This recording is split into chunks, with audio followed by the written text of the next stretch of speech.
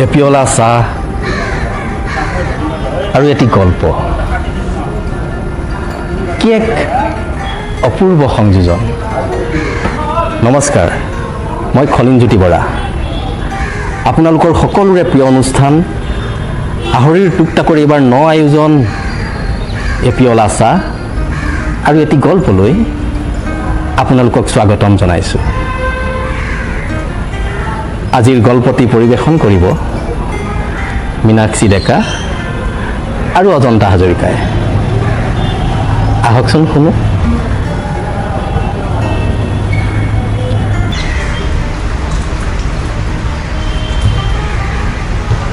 আজি হঠাৎ নিকিয়ে মোলৈ ফোন কৰিছে। নিকি মোৰ বিশ্ববিদ্যালয়ৰ বান্ধৱী। আচলতে আমাৰ ইমান সঘনাই ফোনত কথা বতৰা পতা নহয়। সকলোৱে যিহেতু নিজৰ নিজৰ কাম লৈ ব্যস্ত হৈ থাকে, গতিকে আমাৰ কাৰোৰে কাৰোৰ প্ৰতি অভিমান নাই। আমি ইজনীয়ে সিজনীক বুজি পাওঁ। বহুদিনৰ মূৰত ফোন কৰিলেও কিন্তু আমাৰ কথা পতাৰ আগ্ৰহ আৰু উৎসুকতা একেই থাকে। হঠাৎ নিকিয়ে মোলৈ ফোন কৰিছিল যদিও মোৰ আচৰিত হ'বলগীয়া একো নাছিল। ভালেখিনি সময় কথা বতৰা পতাৰ পিছত তাই মোক হঠাৎ কৈ উঠিল, মালিনী, তই মোক লগ কৰ, মোৰ অলপ কথা পাতিবলগীয়া আছে। ময়ো হৰভৰ দি তাইক লগ কৰাৰ ঠাই আৰু সময় দিলোঁ। আৰু সেই অনুসৰি এতিয়া আমি সেই ঠাইত উপস্থিত হৈছোঁ। ক, তোৰ কি ক'বলগীয়া আছে? জানানে, আজিকালি মোৰ মনটো বৰ বেয়া লাগি থাকে। ঘৰত মানুহে বিয়াৰ কথা ওলাই আছে। ওলাব দেচোন, উপযুক্ত বয়স হৈছে যেতিয়া। তাতে আৰু বামুণ মানুহ। আজিলৈকে বয়ফ্ৰেণ্ড এটা নাই যেতিয়া ঘৰৰ মানুহে বামুণ ল'ৰাৰ লগতে বিয়া দিব বিচাৰে। তহঁতৰে ভাল ভাই, একেবাৰে চাৰিওফালে ৰাস্তা খোলা। মোৰহে চাচোন, 5 বছৰ কলেজত পঢ়ি 2 বছৰ ইউনিভাৰ্চিটিতো পঢ়িলোঁ, কিন্তু আজিলৈকে এজন ল'ৰাও পতাব নোৱাৰিলোঁ।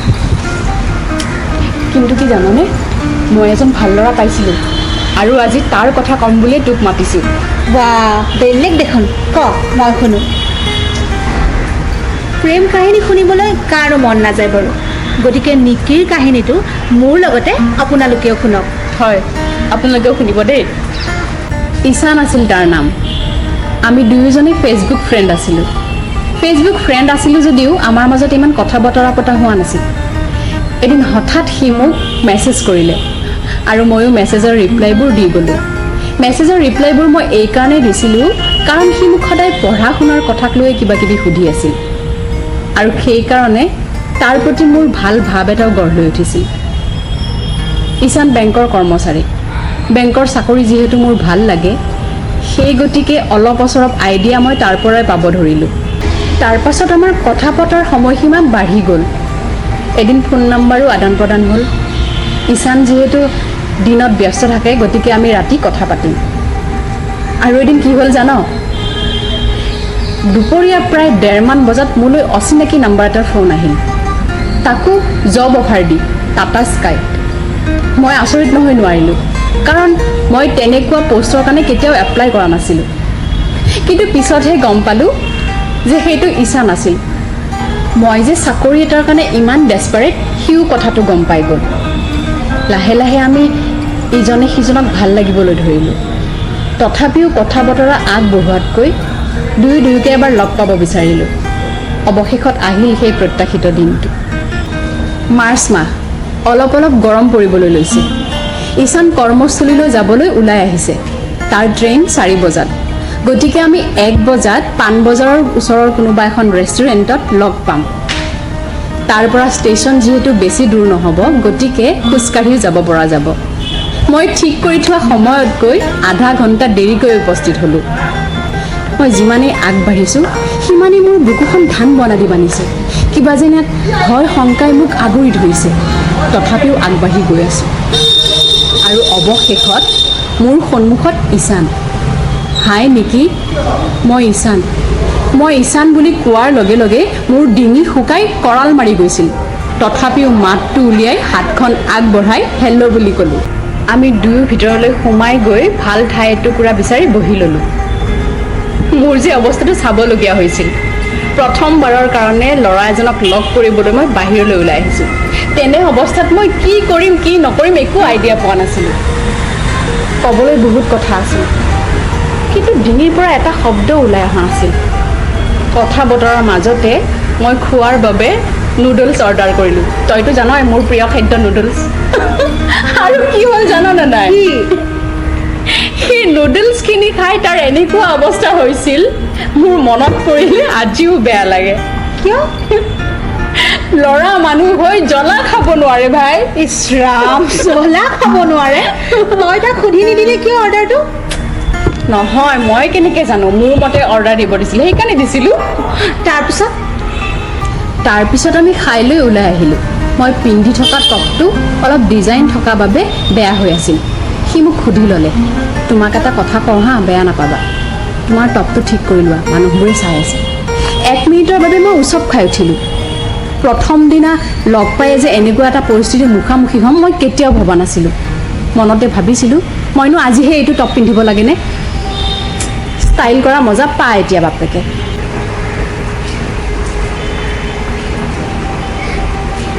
মই অলপ অপ্ৰস্তুত হৈ কাপোৰটো ঠিক কৰি ল'লোঁ। তুমি মোক লাজ কৰিব নালাগে, আনৰ ওচৰত যাতে তুমি লাজ নোপোৱা সেইবাবেহে মই কথাটো ক'লোঁ। ময়ো পাৰ্য মানে সহজ হ'বলৈ চেষ্টা কৰিলোঁ আৰু এনেকৈয়ে তাৰ ট্ৰেইনৰ সময় হ'ল। ষ্টেচনলৈ বুলি ময়ো আগবাঢ়ি গ'লোঁ। আমাৰ কথা বতৰা পতাৰ মেইন টপিক আছিল আমাৰ ফিউচাৰ কি হ'ব কি নহ'ব, মই কেতিয়া ভাল জব এটা পাম ইত্যাদি ইত্যাদি। সিও মোক নিজৰ এক্সপিৰিয়েঞ্চ অনুসৰি সকলো কথা জনাই গ'ল। আৰু এনেকৈয়ে আমি আহি সি যাবলগীয়া সেই ট্ৰেইনখনৰ প্লেটফৰ্মৰ ওচৰ পালোঁহি। ট্ৰেইনখন এৰিবলৈ মাত্ৰ 5 মিনিট বাকী। মোৰ এনে লাগিছিল যেন সেই 5 মিনিটটো কেতিয়াও নহয়। আমি দুয়ো যদিও প্ৰথমবাৰৰ বাবে লগ পাইছিলোঁ, মোৰ এনেকুৱা লাগিছিল যেন আমি বহু দিনৰ পৰা একেলগে আছিলোঁ।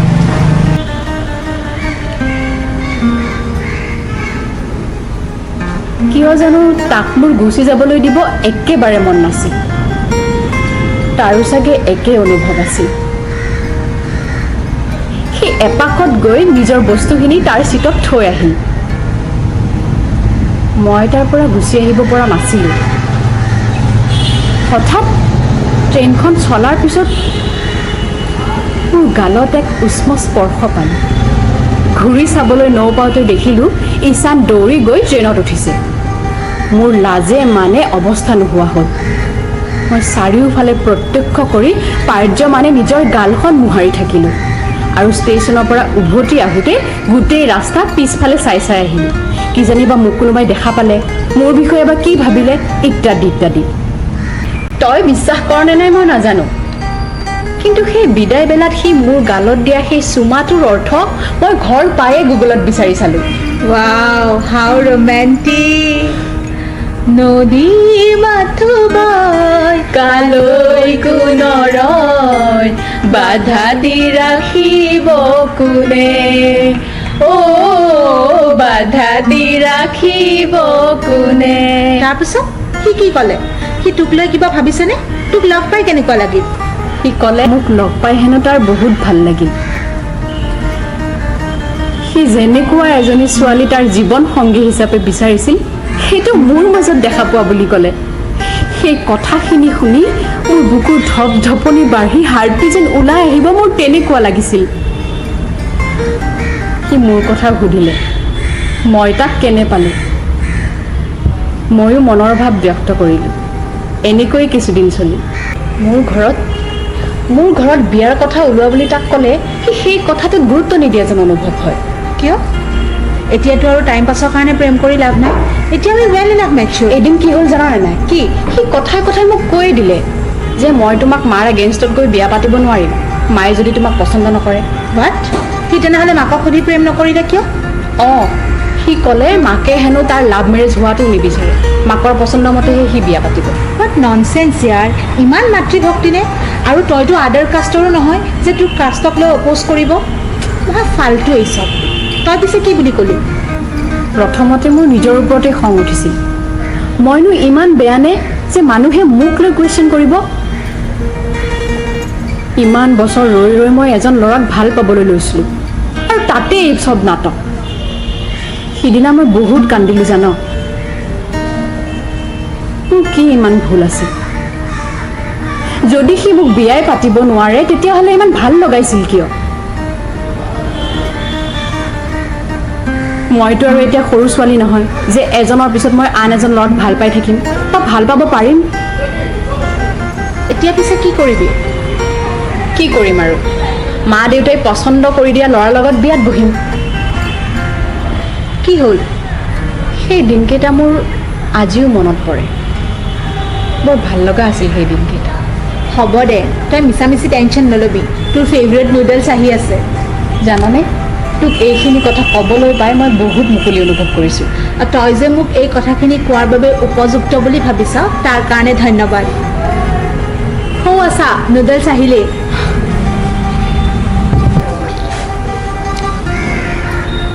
নিকি আৰু মালিনীয়ে নিজৰ প্ৰিয় নুডলছ খাই ৰেষ্টুৰেণ্টৰ পৰা ওলাই গ'ল আৰু নিজ নিজ বাটত খোজ ল'লে। প্ৰেম হয়তো এনেকুৱাই, কেতিয়াবা পূৰ্ণতা পায় আৰু কেতিয়াবা দূৰে দূৰে থাকিও হৃদয় জোৰায়। আপোনালোকে যদি আমাৰ গল্পটি ভাল পাইছে তেনেহ'লে আমাক কমেণ্ট বক্সত কমেণ্ট দিবলৈ নাপাহৰিব। আৰু আপোনালোকৰ যিসকল বন্ধু বান্ধৱী আছে যদি ভাল পাইছে তেওঁলোকক শ্বেয়াৰ কৰিবলৈ নাপাহৰিব। তেনেহ'লে মই খলিনজ্যোতি বৰাই এপিয়লা চাহ আৰু এটি গল্পৰ পৰা বিদায় মাগিছোঁ। ধন্যবাদ।